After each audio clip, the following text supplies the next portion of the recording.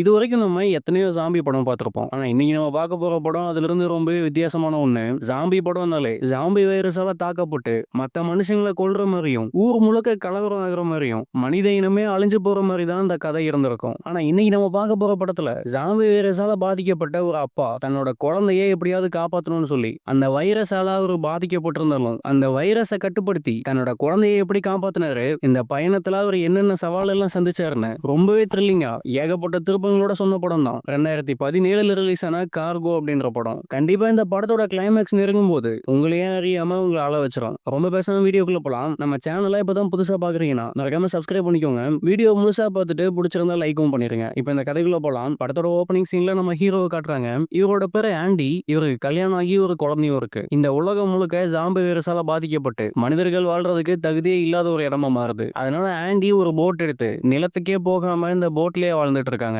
அப்படி ஒரு நாள் அவங்க போட்ல போயிட்டு இருக்கும்போது கரையில 2 குழந்தைங்க விளையாடிட்டு இருக்கிறத பாப்பாரு. ஆண்டி அந்த குழந்தைங்கள பார்த்து கை காட்டுவாரு. அந்த குழந்தைங்கள ஆண்டிய பார்த்த சந்தோஷத்துல திரும்ப கை காட்டுவாங்க. ஆனா அந்த குழந்தைங்களோட அப்பா ஆண்டிய பார்த்து ஒரு கன்னை நீட்டி இங்க வரக்கூடாது, ஒழுங்கா திரும்பி போயிடுங்கன்னு சொல்லி பயங்கரமா மிரட்டுவாரு. ஏன்னா இங்க இருக்க எல்லா மனுஷங்களுமே சாம்பி வைரஸால அஃபெக்ட் ஆயிருப்பாங்க. அதனால வெளியில இருந்து யாரோட தொந்தரவுமே இல்லாம இந்த ஒரு சின்ன தீவு மாதிரியான இடத்துல அவங்க வாழ்ந்துட்டு இருக்காங்க. இப்ப ஆண்டி போனா அவங்களுக்கு ஏதாவது பிரச்சனை ஆகுமோன்னு நினைச்சிட்டு இங்க வர வேண்டாம், திரும்ப போயிடுங்கன்னு ஆண்டிய பார்த்து சொல்லுவாரு. ஆண்டியும் அவரோட நிலைமையை புரிஞ்சுட்டு திரும்ப போட்டுக்குள்ள போய் அந்த இடத்த விட்டு போட்டை திருப்பிடுவாரு. அன்னைக்கு நைட்டு குழந்தை தூங்குனதுக்கு அப்புறம் ஹீரோவை கூப்பிட்டு நம்ம கிட்ட ரொம்பவே கம்மியான ஃபுட்டு தான் இருக்கு, இதை வச்சு அதிகபட்சம் இன்னொரு 1 நாள் இல்ல 2 நாள் மட்டும் தான் சாப்பிட முடியும், நம்ம கூட சாப்பாடை கம்மி பண்ணி அளவா சாப்பிட்டுக்கலாம், ஆனா நம்ம குழந்தைக்கு அப்படி கொடுக்க முடியாது, அவளால கண்டிப்பா பசியை கண்ட்ரோல் பண்ணி இருக்க முடியாது, அதனால பக்கத்துல இருக்க டவுனுக்கு போய் நமக்கு தேவையானதை வாங்கிட்டு வரலாம்னு சொல்லும்போது ஹீரோ அதை கேட்டு பயங்கரமா கோவப்பட்டு இருந்த அந்த டவுன் போகணும்னா கிட்டத்தட்ட 30 கிலோமீட்டர் தாண்டி போகணும், இப்ப இருக்க நிலைமையில அவ்வளவு தூரம் டிராவல் பண்ண முடியாது, அப்படியே டிராவல் பண்ணி போனாலும் அந்த டவுன்ல எந்த அளவுக்கு ஜாம்பியோட நடமாட்டம் இருக்குன்னு தெரியாது, இன்னும் சொல்ல போனாங்க மனுஷங்க இன்னும் உயிரோடு இருக்காங்களானே தெரியாது, எந்த நம்பிக்கையில இங்க இருந்து அவ்வளவு தூரம் போக முடியும், அந்த டவுனுக்கு போனா கண்டிப்பா நம்ம உயிருக்கே ஆபத்து, என்ன ஆனாலும் சரி இந்த போட்டை விட்டு போக கூடாதுன்னு தன்னோட ஒய்ஃப் கிட்ட சொல்லிடுறாரு. ஒய்ஃபும் ஹீரோவை எதிர்த்து எதுவுமே பேச முடியல. கட் பண்ணி அடுத்த நாள் காலையில ஹீரோ போட்டுக்கு வெளியில நின்று பார்த்துட்டு இருக்கும்போது கொஞ்ச தூரம் தள்ளி ஒரு போட்டு தர தட்டி கவுந்து இருக்கும். பைனாகுலர் வழியா அதை பார்த்துட்டு அந்த போட்டுக்கு போய் ஏதாவது சாப்பிடுறது கிடைக்குமான்னு பார்க்கலான்னு ஒரு சின்ன படகு எடுத்துட்டு அந்த போட்டுக்கு போறாரு. அந்த போட்டுக்குள்ள போய் பார்க்கும்போது அங்க யாருமே இருக்க மாதிரி தெரியல. ஏகப்பட்ட ஐட்டம் இருக்கு, எல்லாமே பேக்கடு ஃபுட் தான், அதனால கெட்டு போறதுக்கும் வாய்ப்பு இல்ல. அங்க இருக்க ஒரு சின்ன பாக்ஸ் எடுத்து எல்லா ஃபுட்டையும் அந்த பாக்ஸுக்குள்ள வச்சுட்டு திரும்ப போலான்னு பார்க்கும்போது அந்த போட்டோட முன்பகுதியில ஏதோ சவுண்ட் கேட்கும். ஒரு வேளை ஜாம்பியா கூட இருக்கலாம்னு பயந்து அவர் வந்த படகு எடுத்துட்டு திரும்ப அவரோட போட்டுக்கு வந்து அவர் கொண்டு வந்த எல்லா ஃபுட்டையுமே மனைவி கிட்ட காட்டி இது எல்லாமே கேன் ஃபுட், கண்டிப்பா இது கெட்டு போறதுக்கு வாய்ப்பே இல்ல, சரியா பயன்படுத்தினா நமக்கு ஒரு 4 மாசத்துக்கு சாப்பாட்டு பிரச்சனையே வராது, இந்த போட்டை விட்டு வெளியில போறதுக்கு தேவையே இருக்காதுன்னு சொல்லுவாரு. ஹீரோயினும் அதை கேட்டு ரொம்பவே சந்தோஷப்பட்டு நீங்க போய் உள்ள கொஞ்ச நேரம் ரெஸ்ட் எடுங்க, நான் வெளியில இருக்கேன், ஏதாவது ஜாம்பியோட நடமாட்டம் தெரிஞ்சா நான் வந்து உங்களை கூப்பிடுறேன்னு சொல்லிட்டு ஹீரோவை போய் தூங்க சொல்லிடுவாங்க. ஹீரோ உள்ள போனதுக்கு அப்புறம் ஹீரோயின் அந்த சின்ன படகு எடுத்துட்டு திரும்ப அந்த போட்டுக்கு போய் வேற ஏதாவது ஐட்டம் கிடைக்குமான்னு சொல்லி தேடி பார்த்துட்டு இருப்பாங்க. ஹீரோயின் போட்டுக்குள்ள தேடிட்டு இருக்கும்போது அந்த போட்டுக்கு முன்பகுதியில் இருந்த ஒரு ஜாம்பி ஓடி வந்து ஹீரோயினோட காலில் கடிக்குது. எப்படி ஒரு வழியா அதை சமாளிச்சுட்டு திரும்ப படகு எடுத்துட்டு ஹீரோ இருக்க அந்த போட்டுக்கே வந்துடுறாங்க. அதே சமயம் குழந்தை பயங்கரமா அழுகிற சவுண்டு கேட்டு ஹீரோ கண் முடிச்சு பார்க்கும்போது குழந்தை மட்டும் தனியா அழுதுட்டு இருக்கும். அது மட்டும் இல்லாம அந்த போட்டு முழுக்க ஏகப்பட்ட இடங்கள்ல ரத்தக்கரையும் இருக்கும். ஹீரோவுக்கு இந்த போட்டுக்குள்ள எப்படி ரத்தக்கரை வந்துச்சுன்னு புரியாம பாத்ரூம்குள்ள வந்து பார்க்கும்போது ஹீரோயின் ஜாம்பி கிட்ட கடி வாங்கினதுனால அவங்க கால்ல இருந்து ஏகப்பட்ட ரத்தம் போயிட்டு இருக்கும். அதை பார்த்து ஹீரோ ரொம்பவே வருத்தப்பட்டு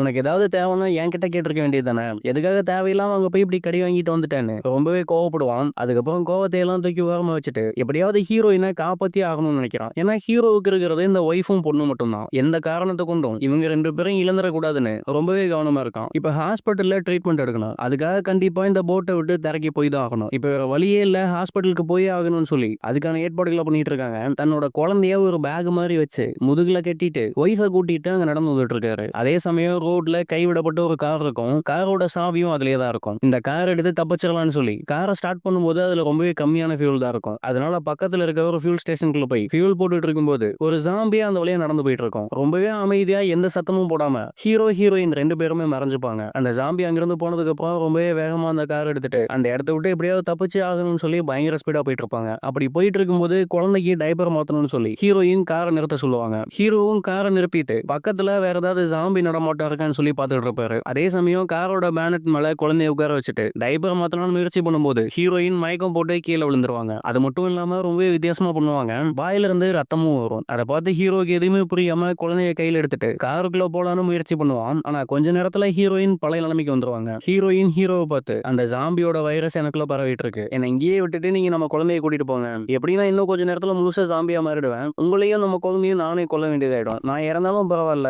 எப்படியாவது நம்ம குழந்தையும் நீங்களும் தப்பிச்சா போதும். என்னை இங்க விட்டுட்டு நீங்க கிளம்புங்கன்னு சொல்லி பயங்கர கோவத்துல கத்துவாங்க. ஆனா ஆண்டிக்கு தன்னோட ஒய்ஃப் இங்க விட்டுட்டு போறதுல கொஞ்சம் கூட விருப்பமே இல்ல. ஒய்ஃபை சமாதானப்படுத்தி நம்ம ரொம்ப கிட்ட வந்துட்டோம். இன்னும் கொஞ்ச தூரத்துல ஹாஸ்பிட்டல் வந்துரும். கண்டிப்பா உன்னை நான் ஜாம்பியா மாறதுக்கு விட மாட்டேன். உன்னை நான் காப்பாத்திருவேன்னு சொல்லி ஒய்ஃபை திரும்ப காருக்குள்ள உட்கார வச்சு ஒய்ஃபோட சைட்ல இருந்த டோரோட ஹேண்டிலையும் உடைக்கிறாரு. ஏன்னா கார் போயிட்டு இருக்கும்போது ரன்னிங்லயே டோரை திறந்து தற்கொலை பண்ணிக்கிறேன்னு சொல்லி ஹீரோயின் வெளியில குதிச்சிடக்கூடாது. அதனால இப்படி பண்ணிட்டு அவங்க டோரையும் லாக் பண்ணிட்டு திரும்ப வந்து கார் எடுத்து ஹாஸ்பிட்டல் நோக்கி போயிட்டு இருக்காங்க. அப்படி ஒரு காட்டு பகுதிக்குள்ள போயிட்டு இருக்கும்போது ஆப்போசிட்ல ஒரு ஜாம்பி நடு ரோட்ல நின்னுட்டு இருக்கும். அதை பார்த்து பயந்து அது மேல இடிச்சிடக்கூடாதுன்னு சொல்லி காரை சைட்ல திருப்பும் போது அங்க இருந்து ஒரு மரத்திலேயே போய் சொருகுது. அவ்வளவு ஸ்பீட்ல வந்து இடிச்சதுனால காருக்குள்ள இருந்த எல்லாருமே மயக்கம் போடுறாங்க. அடுத்த கொஞ்ச நேரத்துல குழந்தை அழுகுற சவுண்ட் கேட்டு திரும்பவும் ஹீரோ கண் வைக்கிறான். ஒய்ஃபையும் குழந்தையும் கூட்டிட்டு இங்க இருந்து நடந்தே போயிடலாம், ஹாஸ்பிட்டல் கொஞ்சம் தூரத்துல தான் இருக்குன்னு சொல்லிட்டு மயக்கத்துல இருந்த ஒய்ஃபை தட்டி எழுப்ப பார்ப்பான். ஒய்ஃபும் கண் முழிக்கிறாங்க. ஆனா என்ன பிரச்சனைனா ஜாம்பியோட வைரஸ் அவங்களோட உடம்பு முழுக்க பரவி அவங்க இப்ப முழு ஜாம்பியாவே மாறிட்டாங்க. அவங்க முகமே பார்க்க ரொம்ப கொடூரமா இருக்கும். அதை பார்த்து பயந்து ஹீரோ குழந்தையாவது காப்பாத்தி இங்க இருந்து கூட்டிட்டு போயிடலாம்னு சொல்லி பெண் சீட்ல இருக்க குழந்தைய எடுக்க போவாரு. அதே நேரம் ஹீரோயின் கண் முழிச்சு ஆண்டியோட கையிலேயே கடிச்சிருவாங்க. இதன் மூலியமா ஹீரோவும் கொஞ்ச நேரத்துல ஜாம்பியா மாறிடுவான். ஒரு வழியா ஒய்ஃபை சமாளிச்சுட்டு குழந்தைய மட்டும் காப்பாத்தி அந்த காரை விட்டு கீழே வந்துருவாரு. இப்ப ஒய்ஃபு முழுசா ஜாம்பி ஆயிட்டாங்க. இதுக்கப்புறம் அவங்க ஹாஸ்பிட்டல் கூட்டிட்டு போனாலும் எந்த பயனும் இல்ல. அதனால ரொம்பவே மனசை கல்லாக்கிட்டு ஒய்ஃபை காவக்கிலே வச்சு கொண்டுட்டு அவங்க கையில இருந்த ஒரு வாட்சை மட்டும் எடுத்து அதுல 48 மணி நேரத்துக்கு டைமரும் செட் பண்றாரு. ஏன்னா அந்த ஜாம்பியால கடி வாங்கினா அடுத்த 48 மணி நேரம் ஆகும் முழு ஜாம்பியா மாறதுக்கு. அந்த டைமுக்குள்ள திரும்ப ஹாஸ்பிட்டல் போய் நம்ம குழந்தைய காப்பாத்திரலாம்னு முடிவு பண்ணி குழந்தைய முதுகுல தூக்கிட்டு அங்கிருந்து கிளம்புறாரு. இப்ப காரும் இல்ல, அதனால நடந்துதான் போகணும். அப்படி நடந்து வந்துட்டு இருக்கும்போது அவருக்கு முன்னாடி கொஞ்ச நேரத்துக்கு முன்னாடி ஒரு ஜாம்பியை பார்த்து பயந்துதான் காரை கொண்டு போய் இடிச்சிருப்பாரு. அந்த ரோடுக்கு நடுவில் நின்றுட்டு இருந்த ஜாம்பி இப்ப முன்னாடி நடந்து போயிட்டு இருப்பான். ஆண்டிய பார்த்த உடனே அவர் கடிக்கிறதுக்காக வரும். ஆண்டிக்கு என்ன பண்றதுனே தெரியாம கையில ஒரு கட்டை எடுத்து அதை அடிக்கலாம்னு வரும்போது தூரத்துல இருந்து ஒரு சின்ன பொண்ணு ஓடி வரா. இவளோட பேரு டூமி. இந்த ஜாம்பியோட பொண்ணு தான் அவ. ஹீரோவை பார்த்து என்னோட அப்பாவை எதுவும் பண்ணிடாதீங்கன்னு சொல்லிட்டு ஒரு கத்தி எடுத்து தன்னோட கையை கிழிச்சு அந்த ரத்தத்தை ஒரு மரத்துல தடவுறா. ஜாம்பியும் அந்த ரத்தத்தோட ஸ்மெல்ல பார்த்து ஹீரோவை விட்டுட்டு அந்த மரத்துக்கு ஓடுது. டூமி தன்னோட அப்பா ஜாம்பியா மாறினாலும் அவரை விடுறதுக்கு மனசு இல்லாம அவரோட கை வாயின்னு எல்லாத்தையுமே கட்டி போட்டு பாத்துக்கிறா. டூமியோட அப்பா ஜாம்பி அங்க இருந்து போனதுக்கு அப்புறம் ஹீரோ திரும்ப அந்த ஹாஸ்பிட்டல் நோக்கி நடக்க ஆரம்பிக்கிறாரு. அன்னைக்கு நைட்டும் ஆகுது. ஏதாவது ஒரு சேஃபான இடத்துல இன்னைக்கு நைட்டு தங்கிட்டு காலையில போலான்னு நினைச்சு பக்கத்துல இருந்த ஒரு ஸ்கூல் பில்டிங்குள்ள போய் ஒரு பாதுகாப்பான இடத்த தேடிட்டு இருக்கும்போது அவ்வளோ இருட்டுக்குள்ள பேய் மாதிரியே அந்த ஸ்கூலோட டீச்சர் உட்காந்துருப்பாங்க. அவங்க ஜாம்பி இல்ல மனுஷன் தான் உறுதி பண்ணிட்டு அவங்க கிட்ட போய் உதவி கேட்கிறாரு. அந்த டீச்சரும் இன்னைக்கு நைட் இங்க தங்குறதுக்கு சரின்னு சொல்றாங்க. இப்பதான் ஆண்டிக்கு இன்னொரு ஐடியா வருது. நம்ம எப்படியும் இன்னும் கொஞ்சம் நேரத்துல ஜாம்பியா மாறிடுவோம். நம்ம குழந்தைய அந்த டீச்சர் கிட்ட கொடுத்து நல்லபடியா பாத்துக்க சொல்லலான்னு டீச்சர் கிட்ட கேட்கும்போது இப்பதான் அவங்க இன்னொரு உண்மையா சொல்றாங்க. எனக்கு ஜாம்பி வைரஸ் தான் தாக்கலையே தவிர எனக்கு கேன்சர் நோய் இருக்கு. என்னால ரொம்ப நாள்லாம் வாழ முடியாது. இன்னும் கொஞ்ச நாட்கள்ல நானும் இறந்து போயிடுவேன். அதனால கண்டிப்பா உங்க பொண்ணு வேற யார்கிட்டயே கொடுக்க பாருங்கன்னு சொல்றாங்க. அங்க கட் பண்ணி நம்ம டூமியோட அம்மாவை காட்டுறாங்க. ஒரு குரூப்போட சேர்ந்து அந்த ஊரோட எல்லைக்குள்ள வர எல்லா ஜாம்பியுமே கொன்னு ஒரு இடத்துல போட்டு எரிச்சிட்டு இருப்பாங்க.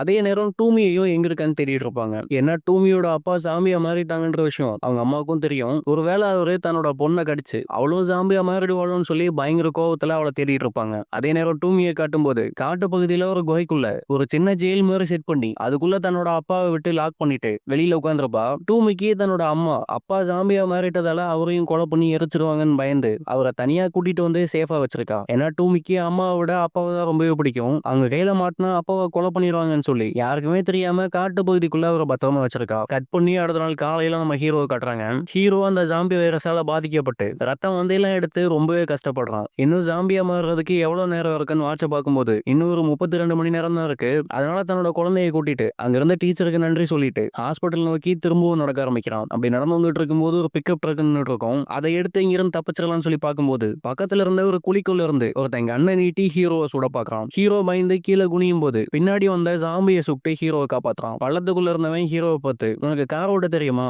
என்னோட காலு இந்த டேங்க்கு கீழே மாட்டிக்கிச்சு. என்னோட வண்டியை வச்சு அந்த டேங்கை இழுத்து என்னை எப்படியாவது இருந்து காப்பாத்து, நான் உனக்கு உதவி பண்றேன்னு சொல்லுவான். ஹீரோவும் சரின்னு சொல்லி அவனை காப்பாத்துறான். அவனோட உயிரை காப்பாத்தினதுனால ஹீரோவை தன்னோட வீட்டுக்கு கூட்டிட்டு போறான். தாடிக்காரன் கண்டெய்னரையே ஒரு வீடு மாதிரி செட் பண்ணி அங்க வாழ்ந்துட்டு இருப்பான். தாடிக்காரனுக்கு ஒரு ஒய்ஃபும் இருப்பாங்க. தாடிக்காரன் ஹீரோவை பார்த்து நீ இங்கேயே என் கூட தங்கிக்கலாம், எனக்கு எந்த பிரச்சனையும் இல்லை. ஆனா அப்படி தங்கணும்னா ஒரே ஒரு கண்டிஷன் தான், என் கூட சேர்ந்து நீயும் வேலை பார்க்கணும். அப்பதான் நான் உன்னையும் உன்னோட குழந்தையையும் இங்க தங்குறதுக்கான அனுமதிப்பேன்னு சொல்லுவான். ஹீரோவும் வேற வழி இல்லாம சரின்னு சொல்லிடுவான். அதுக்கப்புறம் தாடிக்காரன் ஹீரோவோட குழந்தைய தன்னோட ஒய்ஃபு கிட்ட கொடுத்துட்டு 2 பேரும் ஆளுக்கு ஒரு கன் எடுத்துட்டு ஒரு இடத்துக்கு போறாங்க. அங்க போய் பார்த்தா ஒரு கூண்டுக்குள்ள 2 பேரும் அடைச்சு வச்சிருக்காங்க. அவங்களை கொல்லணுன்றதுக்காக அந்த கூண்டை சுத்தி ஏகப்பட்ட ஜாம்பிகள் சுத்திட்டு இருக்கும். இவங்க 2 பேரும் தூரத்துல இருந்து அங்க இருந்த ஜாம்பி எல்லாத்தையுமே சுட்டு கொலை பண்ணிட்டு அந்த கூண்டுக்கு பக்கத்துல போறாங்க. தாடிக்காரனுக்கு தேவைப்படுற ஐட்டத்தை எல்லாமே அந்த ஜாம்பி கிட்ட இருந்து எடுத்துப்பான். இந்த வேலை பார்த்து தான் இவங்க வாழ்ந்துட்டு இருக்கான். ஹீரோவும் அந்த கூண்டுக்கு பக்கத்துல போய் பார்க்கும்போது அந்த கூண்டுக்குள்ள இருக்கிறது டூமி. அதை பார்த்து ஹீரோ ரொம்பவே கஷ்டப்படுறான். டூமி கூடவே சேர்த்து ஒரு பிளாக் அமெரிக்கனையும் அந்த கூண்டுக்குள்ள அடைச்சு வச்சு குடும்பம் பண்ணிட்டு இருப்பான். ஆனா தாடிக்காரன் இப்படி பண்றது ஹீரோக்கு சுத்தமா பிடிக்காது. ஆனா இப்போ இருக்க நிலைமையில தாடிக்காரனை பறிச்சுக்க முடியாது. ஏன்னா ஹீரோவும் ஹீரோட குழந்தையும் தங்குறதுக்கு இப்போ தாடிக்காரனோட வீட்டை விட்டா வேற எந்த சேஃபான இடமும் நம்பி கிட்ட இருந்தா ஏகப்பட்ட ஐட்டத்தை எடுத்துட்டு தாடிக்காரனும் ஆண்டியும் திரும்ப வீட்டுக்கு வராங்க. வீட்டுக்கு வந்து பார்க்கும்போது ஆண்டியோட குழந்தை ரொம்பவே ஜாலியா ஒய்ஃப் கூட விளையாண்டுட்டு இருக்கா. அதை பார்த்தோன்னே ஆண்டி கொஞ்சம் நிம்மதியாகிறான். அன்னைக்கு நைட்டு எல்லாரும் தூங்கினதுக்கு அப்புறம் டைமை பார்க்கும்போது இன்னும் ஜாம்பியா மாறுறதுக்கு கொஞ்சம் நேரம் தான் இருக்கு. அதனால ஹீரோ அந்த வீட்டை விட்டு கொஞ்சம் தள்ளி வந்து தான் ஜாம்பி ஆகிறதுக்குள்ள தற்கொலை பண்ணி இறந்துட்டா. யாருக்கும் எந்த பிரச்சனையும் இல்ல. தன்னோட குழந்தையும் தாடிக்காரனோட ஒய்ஃப் கிட்ட சேஃபா செட் ஆயிட்டா. இதுக்கப்புறம் அவங்க அந்த குழந்தைய பார்த்துப்பாங்கன்னு நினைக்கிறான். கையில ஒரு கத்தி எடுத்து தன்னை தானே குத்திக்கலான்னு போகும்போது தாடிக்காரனோட ஒய்ஃப் அங்க வந்து நீங்க ஜாம்பி கிட்ட கடி வாங்கி அந்த வைரஸ் எல்லாம் அஃபெக்ட் ஆயிட்டீங்கன்றது நீங்க என்னோட வீட்டுக்கு வரும்போதே தெரியும். அதுக்காக நீங்க தற்கொலையெல்லாம் பண்ணிக்க வேண்டாம். தாடிக்காரன் கிட்ட உங்க குழந்தை வளர்றது அவ்வளவு சேஃப் இல்ல. இன்னும் சொல்ல போனா அவன் மனுஷனே கிடையாது, ரொம்பவே கொடூரமானவன்னு சொல்லும்போது ஹீரோ அவங்கள பார்த்து இவ்வளவு சொல்றீங்கல்ல, நீங்க எதுக்காக அவரை கல்யாணம் பண்ணிக்கிறீங்கன்னு கேட்கும்போது இப்பதான் அவங்க எல்லா உண்மையும் சொல்றாங்க. நான் ஒன்னும் அந்த தாடிக்காரனோட ஒய்ஃப் எல்லாம் கிடையாது. ஜாம்பி கிட்ட இருந்து தப்பிக்கணும்னு சொல்லி கொஞ்சம் பேர் ஒரு பாதுகாப்பான ரூமுக்குள்ள இருந்தோம். ஆனா அந்த ரூமோட கதை உடைச்சிட்டு ஜாம்பி வரும்போது இந்த தாடிக்காரன் ரொம்பவே சுயநலமா எல்லாரையுமே அந்த ஜாம்பி கிட்ட மாட்டி விட்டுட்டு இவன் மட்டும் தப்பிச்சு வந்துட்டான். என்னோட கனவுரோ அந்த கூட்டத்துல ஒருத்தர் எப்படியோ அந்த ஜாம்பி கிட்ட இருந்து தப்பிச்சு நானும் வெளியில வந்துட்டேன். அதுக்கப்புறம் என்ன மிரட்டி தான் அவன் கூட வச்சிருக்கான். உங்களோட பொண்ணும் அவன் கிட்ட மாட்டிக்க கூடாதுன்னு பேசிட்டு இருக்கும்போது தாடிக்காரன் கையில கன்னோட அந்த இடத்துக்கு வந்து இந்த நேரத்துல என்னோட ஒய்ஃப் கிட்ட உனக்கு என்னடா பேச்சு வேண்டி கிடக்குன்னு சொல்லி கண்ணை காட்டி மிரட்டான். ஹீரோ ஏதோ சொல்ல வரும்போது அவனோட மூக்கிலேயே குத்தி மயக்கம் அடைய வச்சு தூக்கிட்டு வந்து டூமியை அடைச்சு வச்சிருந்தா அதே கூண்டுக்குள்ள ஹீரோவையும் அடைக்கிறான். கண் முழிச்சப்புறம் ஹீரோ ரொம்ப கோவப்பட்டு டூமி கிட்ட நான் இங்க இருந்து தப்பிக்கிறதுக்கு ஏதாவது வழி இருந்தா சொல்லு, என்னோட குழந்தைய நான் அவகிட்ட இருந்து காப்பாத்தி ஆகணும்னு சொல்லி அந்த பொண்ணு கிட்ட உதவி கேட்பான். ஆனா அந்த பொண்ணும் இந்த கூண்டுக்குள்ள தான் மாட்டி இருக்கு. இங்க இருந்து தப்பிக்கிறதுக்கு என்ன வழின்னு எனக்கு தெரியாது. நைட் டைம்ல ரொம்ப சத்தம் போடாத, இங்க சுத்திட்டு இருக்க ஜாம்பி ஏதாவது வந்துச்சுன்னா அவ்வளவுதான் சொல்லுவா. அதே நேரம் ஒரு ஜாம்பி அந்த வழியா நடந்து வரதை பார்த்த ஹீரோ கீழே ஏற்கனவே இறந்து போய் கிடக்கிற ஜாம்பியோட கையில இருந்து ஒரு சின்ன பீஸை மட்டும் வெட்டி ஒரு கயர்ல கட்டி தூக்கி போடுவான். கயரோட இன்னொரு முனையை இங்கிருந்த கேட்ல கட்டி வைப்பான். அந்த வழியா போன ஜாம்பி இந்த வெட்டப்பட்ட துண்டோட ஸ்மெல்ல பார்த்துட்டு வந்து கயிறுல கட்டப்பட்டிருக்க அந்த கறி இழுக்கும். அதே நேரம் இவங்களை பூட்டி வச்சிருக்க அந்த கூண்டோட கதவும் கொஞ்சம் லைட்டா ஓபன் ஆகும். அந்த கேப்பை பயன்படுத்தி ஆண்டியும் டூமியும் அந்த கூண்டை விட்டு வெளியில வராங்க. எப்படியாவது தன்னோட பொண்ணை காப்பாத்தி ஆகணும்னு சொல்லி தாடிக்காரனோட வீட்டை நோக்கி ஓடி வராங்க. தாடிக்காரனோட வீட்டுக்குள்ள போய் பார்க்கும்போது ஹீரோவோட குழந்தை அங்க தூங்கிட்டு இருக்கும். எந்த சத்தமுமே போடாம தன்னோட குழந்தைய மட்டும் தூக்கிட்டு கூடவே டூமியையும் கூட்டிட்டு அந்த வீட்டை விட்டு வெளியில வருவா. அவங்க நடந்து வந்துட்டு இருக்கும்போது தாடிக்காரன் கண் முழிச்சு கையில கன் எடுத்து ஹீரோவை சுடுறதுக்கு முயற்சி பண்ணுவான். அதே நேரம் தாடிக்காரனோட ஒய்ஃப்னு சொன்ன பொண்ணு இடையில வந்து குண்டா அவன் மேல வாங்கிட்டு ஹீரோவையும் குழந்தையும் காப்பாத்துறா. அந்த பொண்ணு இறந்து போனதை பார்த்து தாடிக்காரன் பயங்கரமா கத்தி கதறுவான். அந்த கேப்பை பயன்படுத்தி தன்னோட குழந்தையை கூட்டிட்டு கூடவே டூமியையும் காப்பாத்தி அங்கிருந்து ஓடி வந்துருவாங்க. கட் பண்ணா அடுத்த நாள் காலையில காட்டுறாங்க. ரெண்டு பேரும் நடந்து போயிட்டு இருக்கும்போது ஹீரோ டூமியை பார்த்து உனக்கு உன்னோட அப்பாவை ரொம்பவே பிடிக்குமா, அதனாலதான் ஒரு ஜாம்பியா மாறினாலும் பரவாயில்ல, அவரை எப்படியாவது காப்பாற்றணும்னு சொல்லி இவ்வளவு போராடுறேன்னு கேட்பான். அதுக்கு டூமியா ஆமான்னு சொல்லுவா. இப்பதான் டூமிக்கு தன்னோட அப்பாவை மறைச்சு வச்ச அந்த குகையை ஞாபகம் வருது. அந்த குகைக்கு பக்கத்துல ஓடி போய் பார்க்கும்போது அடைச்சு வச்சிருந்த தன்னோட அப்பாவை காணோம். அதே நேரம் அந்த குகைக்கு மேல ஏகப்பட்ட மரைக்கிளைகளை அடுக்கி வச்சு அதுக்குள்ள இறந்து போன அந்த ஜாம்பி அப்பா இருப்பாரு. அதை பார்த்த டூமி பயங்கரமா கதறி அழுவா. ஜாம்பிங்களை வேட்டையாடுற தன்னோட அம்மா தான் வந்து அப்பாவை இப்படி கொலை பண்ணிட்டாங்கன்னு நினைச்சு அவளோட அம்மா மேல பயங்கர கோவத்துல உட்காந்து அழுதுட்டு இருப்பா. கோவத்துல என்ன பண்றதுன்னு தெரியாம பக்கத்துல இருந்த ஒரு கல் எடுத்து தன்னை தானே காயப்படுத்திக்கிறா. இதன் மூலியமா வேற ஏதாவது ஜாம்பி இந்த பக்கம் வந்துச்சுன்னா தன்னையுமே கொலை பண்ணட்டும்னு நினைச்சிட்டு இப்படி எல்லாம் பண்ணிட்டு இருப்பா. அதை பார்த்து ஹீரோ நேரா டூமி கிட்ட போய் உன்னோட அப்பா இறந்து போயிட்டாரு, என்ன பண்ணாலும் அவரை திரும்ப கொண்டு வர முடியாது, எனக்காவது உதவி பண்ணு, எனக்கு இன்னும் கொஞ்ச நேரம் தான் இருக்கு, அதுக்குள்ள என்னோட குழந்தைய காப்பாற்றணும்னு சொல்லி ரொம்பவே கெஞ்சுவான். ஆனா டூமியோ ஹீரோ சொல்ற எதையுமே கேட்காம தன்னோட அப்பா இறந்து போயிட்டாருன்றத மட்டுமே நினைச்சு பயங்கரமா அழுதுட்டு இருப்பா. ஹீரோ சொல்றத டூமி கேட்கலன்ற கோவத்துல நீ வந்தா வா, இல்லனா இங்கேயே கிடந்து சாகுன்னு சொல்லிட்டு ஹீரோ அங்கிருந்து நடக்க ஆரம்பிக்கிறான். அந்த இடத்த விட்டு கொஞ்ச தூரம் தான் நடந்து வந்திருப்பான். அதுக்குள்ள ஜாம்பியோட வைரஸ் அவனோட உடம்பு முழுக்க பரவி மயக்கம் போட்டு அதே இடத்துல கீழே விழுறான். அதை பார்த்து அந்த குழந்தை ரொம்பவே பயந்து கத்துது. தூரத்துல இருந்த டூமிக்கு குழந்தை அழுகிற சவுண்ட் மட்டும் தான் கேட்கும். டூமி ஓடி வந்து பார்க்கும்போது ஹீரோ மயக்கம் போட்டிருப்பான். குழந்தை ரொம்பவே அழுதுட்டு இருந்ததால டூமி அந்த குழந்தையை கையில் எடுத்து சமாதானம் பண்ணிட்டு இருப்பா. அடுத்த கொஞ்ச நேரத்துல ஹீரோ மயக்கம் தெளிஞ்சு எழுந்து பார்க்கும்போது அவனோட முதுகுல குழந்தை இருந்திருக்காது. பதறி போய் எங்க போச்சுன்னு தேடும் போது ஆப்போசிட்ல டூமி குழந்தையை கையில வச்சுட்டு உங்களுக்கு நான் உதவி பண்றேன், எங்க போகணும்னு சொல்லி கேட்பா. எப்பதான் ஹீரோவுக்கு முதல் சீன்ல போட்ல இருக்கும்போது ஒரு தீவுல ஒரு ஃபேமிலி இருந்திருக்கும். அவங்க கிட்ட போய் என்னோட குழந்தையை கொடுத்துட்டா அவங்க பசங்களோட சேர்த்து என் குழந்தையும் வளர்த்துருவாங்க. இப்போதைக்கு அவங்கள விட்ட வேற வழியும் இல்ல, இருக்க டைமை வச்சு என்னால ஹாஸ்பிட்டலுக்கும் போக முடியாது, அங்க போறதுக்கு நீ தான் எனக்கு உதவி பண்ணணும்னு கேட்பாரு. டூமியும் சரின்னு சொல்லிடுவா. ஒரு வழியா ரொம்பவே கஷ்டப்பட்டு அந்த ஃபேமிலியும் கண்டுபிடிக்கிறாங்க. ஆனா இப்ப என்ன பிரச்சனைனா அந்த ஃபேமிலியில இருந்த கணவருக்கும் ஜாம்பி கிடைச்சு அந்த வைரஸால அவரும் பாதிக்கப்பட்டிருப்பாரு. அதனால ஹீரோ கிட்ட அவர் என்ன சொல்றாருன்னா என்கிட்ட ஒரு ஹேண்ட் கன் இருக்கு. அதுல 6 புல்லட்டும் இருக்கு. இன்னும் கொஞ்ச நேரத்துல என் குடும்பத்துல இருக்க 4 பேரும் தற்கொலை பண்ணி இறந்து போக போறோம். நாங்க இறந்ததுக்கு அப்புறம் இந்த கன்ல மீதி 2 புல்லட் இருக்கும். அத பயன்படுத்தி உன்னோட குழந்தையும் கொன்னுட்டு நீயும் இறந்து போயிடு. இத விட்டா எனக்கு வேற வழி இல்லன்னு சொல்லுவாரு. அத கேட்ட ஹீரோவுக்கு அப்படி என்னோட குழந்தைய நானே கொல்லணும்னு நினைச்சிருந்தா எப்பயோ நான் அத பண்ணிருக்கலாம். ஆனா எனக்கு என்னோட குழந்தைய எப்படியாவது வாழ வைக்கணும்னு ஆசை. ஹீரோவுக்கு அவர் சொல்றதுல உடன்பாடு இல்ல. அதனால அந்த இடத்த விட்டு வந்துருவாரு. அவர் வந்த கொஞ்ச நேரத்துல 3 தடவை சுடுற மாதிரி கன் சவுண்டும் கேக்குது. அதுக்கப்புறம் அந்த ஃபேமிலியில இருந்த கணவரும் ஹீரோ முன்னாடி வந்து தன்னைத்தானே சுட்டுட்டு இறந்தும் போயிடுவான். அதை பார்த்ததுக்கு அப்புறம் ஹீரோ ரொம்பவே குழம்பி போறான். நம்மளும் இந்த கன்னை வச்சு சுட்டுட்டு இறந்து போயிடலாம்னு சொல்லி கையில கன் எடுத்து சுட்டுக்கலாம்னு முயற்சி பண்ணும்போது டூமி ஓடி வந்து ஹீரோவை தடுத்து, உங்களுக்கு இந்த குழந்தைய நல்லபடியா வளர்த்தா போதும்ல, என்னோட அம்மாவும் ஒரு கோப்புல இருக்காங்க, அவங்க கிட்ட உங்களோட குழந்தைய கொடுத்தா நல்லபடியா பார்த்துப்பாங்க, எந்த பிரச்சனையும் இல்ல, நான் அவங்க கிட்ட உங்களை கூட்டிட்டு போறேன், தேவையே இல்லாம தற்கொலை பண்ணிக்கலாம்னு நினைக்காதீங்கன்னு சொல்லிட்டு ஹீரோவை கூட்டிட்டு அவளோட அம்மாவை தேடி போறாங்க. 2 பேரும் நடந்து போயிட்டு இருக்கும்போது கொஞ்ச தூரம் தள்ளி ஒரு புகை வந்துட்டு இருக்கும். டூமி அதை பார்த்துட்டு என்னோட அம்மா அங்கதான் இருப்பாங்க, இறந்து போன சாம்பி எல்லாருமே அங்கதான் கொளுத்திட்டு இருப்பாங்க, அதோட புகை தான் அது, அந்த புகையை ஃபாலோ பண்ணி போனா என்னோட அம்மாவை கண்டுபிடிச்சிடலாம்னு சொல்லுவாங்க. ஹீரோவும் சரின்னு சொல்லி நடந்து போயிட்டு இருப்பான். அப்படி போகும்போது ஒரு டனல்குள்ள போக வேண்டியிருக்கும். அந்த டனல்குள்ள தான் கொஞ்ச நேரத்துக்கு முன்னாடி ஒரு தாடிக்காரன் கிட்ட இருந்து தப்பிச்சு வந்திருப்பாங்க. அந்த தாடிக்காரன் அந்த டனல்குள்ள தான் இருப்பான். தாடிக்காரன் ஹீரோவை பார்த்துட்டு பயங்கர கோவத்துல, நான் அந்த பொண்ணு மேல எவ்வளவு பாசம் வச்சிருந்தேன் தெரியுமா, எங்கிருந்தோ வந்த நீ எதுக்கு தேவையில்லாம அவளை கொலை பண்ண வச்ச,